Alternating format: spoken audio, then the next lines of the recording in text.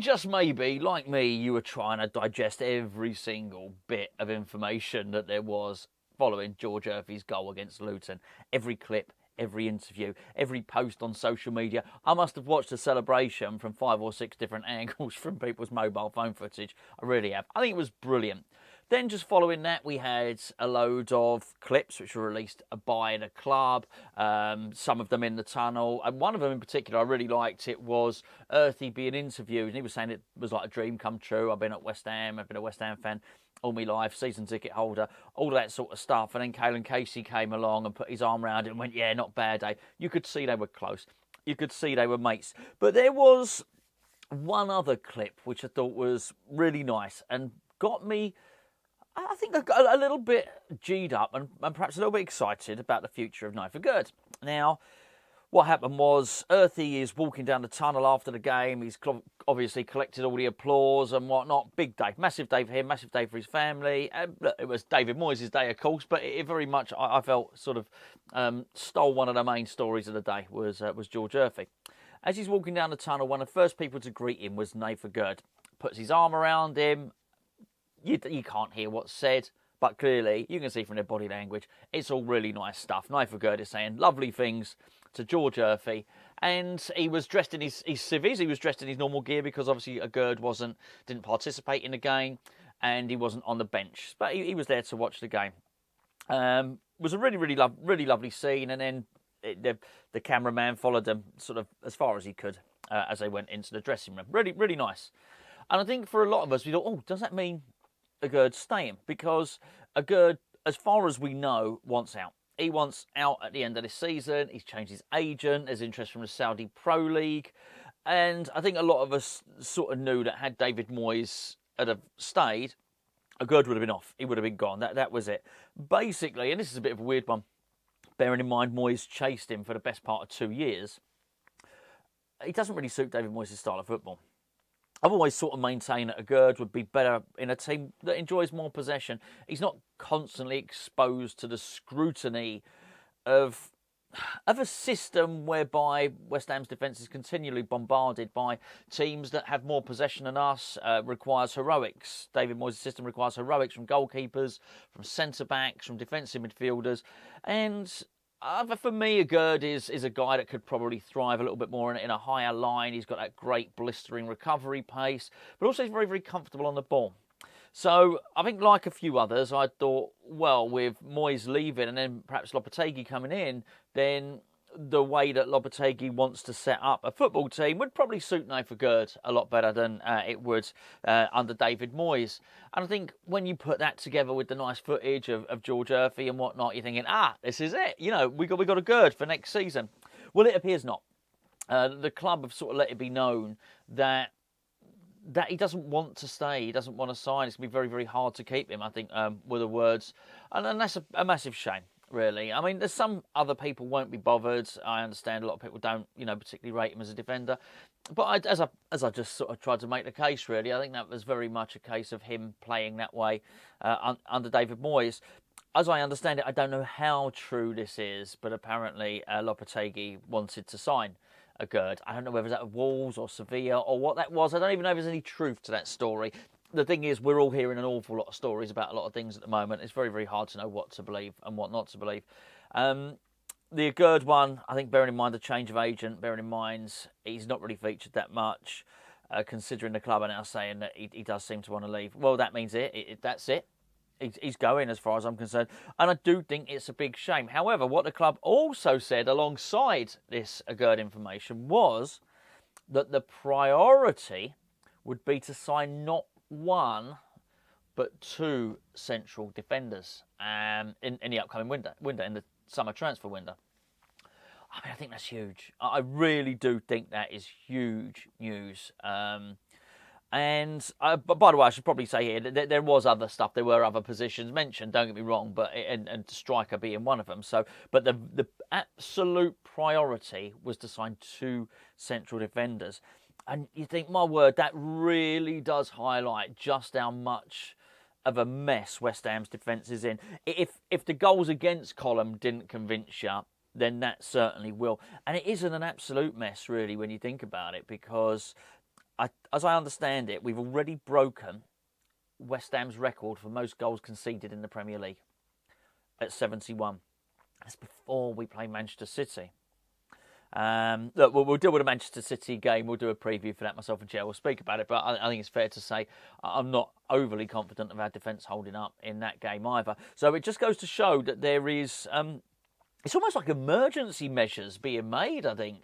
Certainly in West Ham terms, that it appears that not the ownership, Tim Stuyton and obviously Lopetegui coming in, they've all basically agreed that this is the area of the squad that needs surgery most instantly. This is the thing. This is the top priority. 2, not just 1, 2. How do we let it get that bad? Before we discuss that, I want to talk to you about Brazilians. No, not the Wesley kind. We might be signing him as a left winger, by the way. Not the Lucas Paquetá kind. No, the downstairs kind. Because what I want to show you, no, it's not my Brazilian, is in fact my Manscaped 5.0 beard trimmer. Well, I say it's a beard trimmer. I've been a little bit naughty. I've actually been using it as a bit of a beard trimmer because you see this head that it's got on the top there? You can actually use that. You're not really meant to. That does a great job down there, to be honest with you. Not just down there, but it does a great job down there. The great thing about this Lawnmower 5.0 is that it's got a detachable head, and I mean it really is very, very easy to use. This is how easy it is. Can you see that there? It's like a dry shaver. You take that off just like so. So that's it there. I've taken it off. Simple as that. Then you get the normal head, and we all like a bit of normal head. That just pops on there. That's it. It is done. It's now a regular trimmer. The great thing about this trimmer is it's got ceramic blades. That's better than metal blades. It means it doesn't cut and nick you, particularly in the places where you don't want to be cut and nicked. The great thing about Manscaped, and they've got a load of brilliant products, is we are giving you 20% off if you use the promo code HammersChat20. All one word, HammersChat20. We're also going to chuck in free shipping as well. You just put that code in, and when you get to the checkout and it puts the discount code bit, put that in, you will get a discount. Anything you buy from Manscaped, all of their stuff is brilliant. Be it the weed whackers, the nostril hair thing, I've been using that increasingly more, truth be known. The beard trimmer's excellent. Adjustable gradient to decide out. Yeah, if you want your moustache a different length to your beard, then that really is the thing for you. Go and check it out. Links in the description below.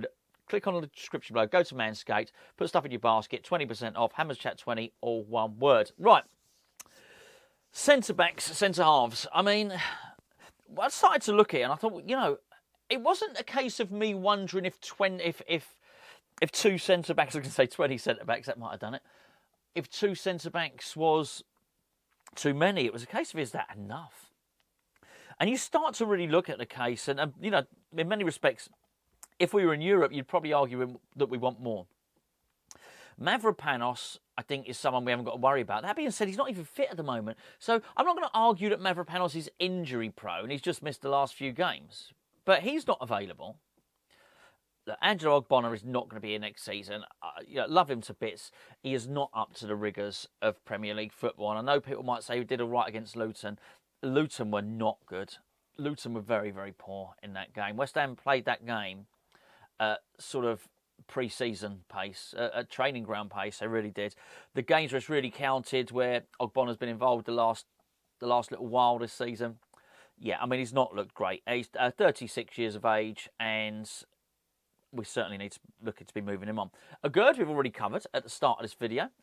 He's off as well. Then we've got Kurt Zouma. I've got to tell you, when he went down against Luton, clutching his knee, I can't even speak today. That's something different. When he was clutching his knee and sort of writhing around in pain, I thought, that's it, he's done. And I've sort of almost been expecting that to happen because he limps so much when he's running, because he's got historical knee injuries, because he looks to really, really struggle. I've been looking at Zouma and thinking, he's on borrowed time. He seems to be getting slower as well. And I actually thought that was it. I thought that's it. We not only for this season, I thought, you know, it's a 9-monther. You know, honestly, I was thinking ACL and all the stuff. He's going to be out a long, long time. Fair play to him. He ran that off and played well for the remainder of the game. But it does show the fragility of the West Ham defence and our predicament. So 2 defenders coming in? I would think so. I really, really would. I think reading between the lines, wouldn't be surprised if we spend big on one and then try and go cheap on the other. Maybe Toysin as a freebie, although Newcastle are rumoured to be interested. And then, of course, I don't know whether it's Max Kilman or I can't even remember the guy's name. The guy's name from Anderlecht, the centre-back, West Ham, rumoured to be trying to fight off a lot of big competition for that player. Who knows? I don't know. But I do know that it is definitely a priority position. And I think it's quite damning that we've allowed ourselves to get into this situation whereby I think David Moyes over the 4 years, somebody pointed out actually that I hadn't included all of the signings there, but I called it about 80 million. Yes, I discounted Dawson, but it was whatever, 3.6 million or whatever. It's still roughly the same. David Moyes had invested pretty much 80 million just over in central defenders, centre-backs. And that's only in the last 4 years. And we find ourselves not really without any centre-backs, pretty much. Hopefully we can get some of the money back for Aguerd. He cost 30 million. Do I think we'll get 30 million for him? No, I really don't. That's why we've got to be really, really clever with who we bring in. I think the one thing I am sort of a little bit buoyed by was Casey coming through. And all right, he got moments on the pitch. He didn't get long at all. And I know, yes, it was the manager that brought him on. He's not going to be here next season. But, again, I've seen him play live. Looks to be really comfortable on the ball. He did look the most comfortable. When I've seen him play, he looks like the most comfortable player on the ball as well. I've even seen him fill in at right back. So I want to see him now. I don't think he can. On a couple of occasions, I've seen him fill in on the right-hand side. Or maybe he was on the right side of three centre-backs and was very, very progressive down a pitch. So I'm pleased with what I see there from him.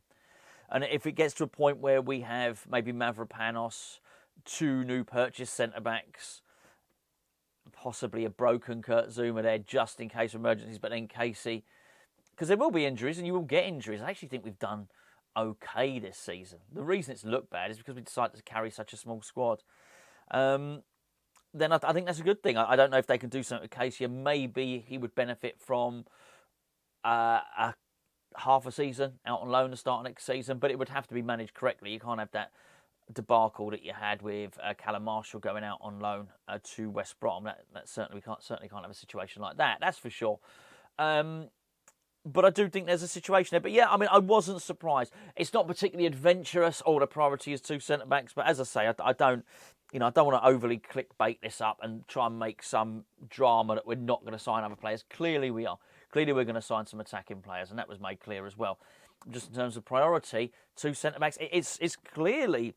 See, the thing is, even if we didn't sign anyone, you could sort of get by up front. I'm not suggesting we should, but we've got players that can score goals. We've got attacking players. Not even sure you could get by in defence, and that is the one area you'd look at West Ham at the moment and think, well, the defence is shocking. We've got to sort that out.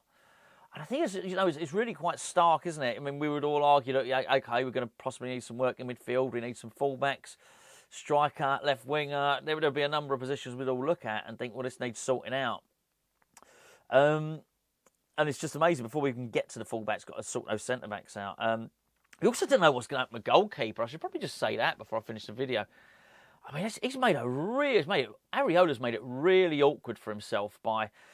I don't know if you don't know this, his wife was highly critical of Jarrod Bowen getting the Player of the Year awards. Clearly thought it should have been her husband.